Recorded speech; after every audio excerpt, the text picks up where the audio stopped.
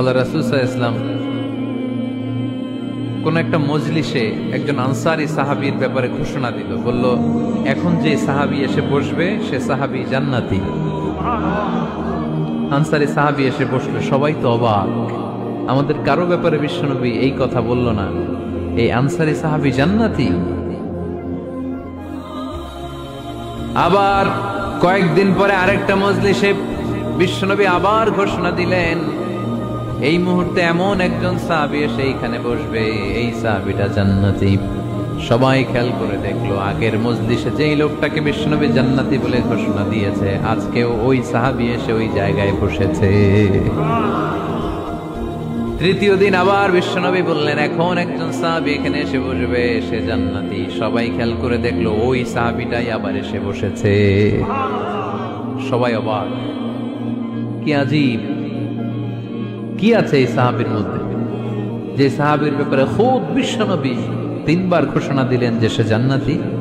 সবচেয়ে বেশি অবাক হয়েছিলেন সাইয়েদনা আব্দুল্লাহ ইবনে আমর ইবনে আস।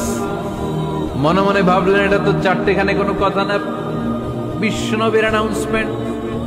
দুনিয়ার বুকে বিশ্বনবী তিনবার এই আনসারী সাহাবীকে জান্নাতি বলে ঘোষণা দিয়েছে, নিশ্চয়ই এই সাহাবীর এমন বিশেষ কোন আমল আছে, এমন বিশেষত্ব আছে যেটা আমাদের মধ্যে নাই।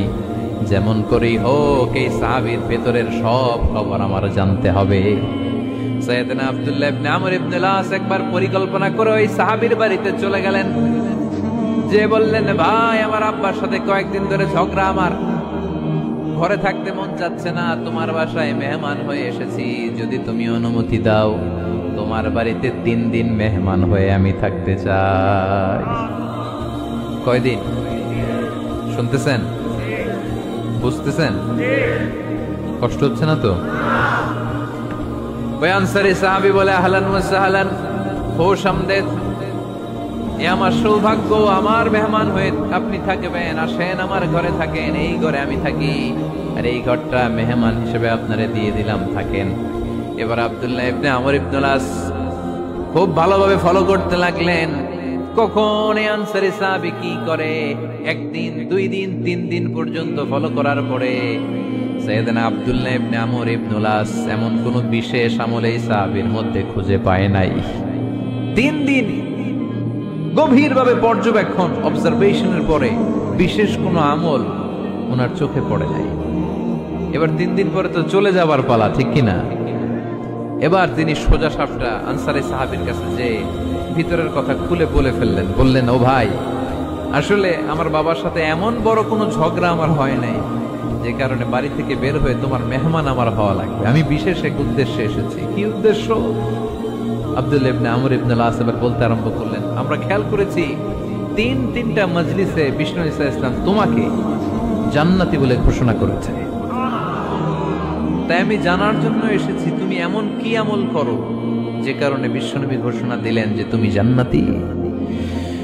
কি এমন বিশেষ আমল আছে তোমার, আমার একটু বলো, আমি ওই আমল করে জান্নাতি হতে চাই। আল্লাহু আকবার।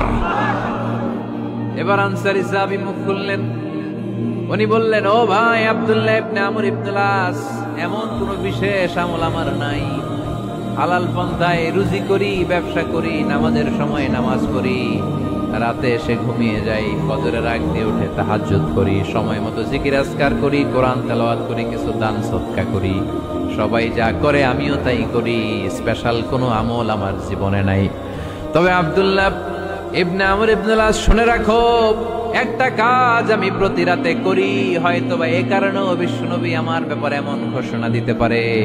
আব্দুল্লাহ বললেন, ও আনসারী সাহাবী, কি কাজ তুমি করো?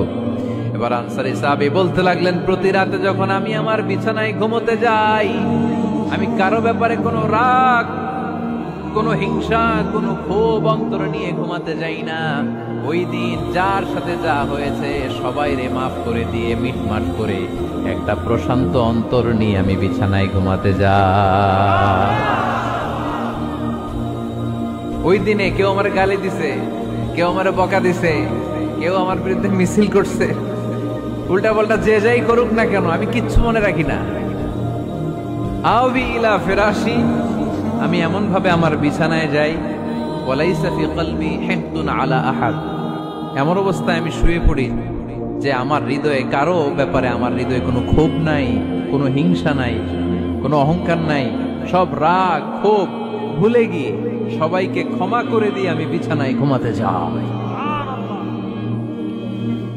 এজন্যই বিশ্বনবী এই সাহাবীকে তিনটা মজলিসের ভরা মজলিসের মধ্যে জান্নাতি বলে ঘোষণা করেছে। এই হাদিস থেকে শিক্ষা হলো, আমরাও যদি প্রতি রাতে বিছানায় ঘুমোতে যাওয়ার আগে সবাইরে মাফ করে দিয়ে মনের যত ক্ষোভ জ্বালা যন্ত্রণা আছে সব ভুলে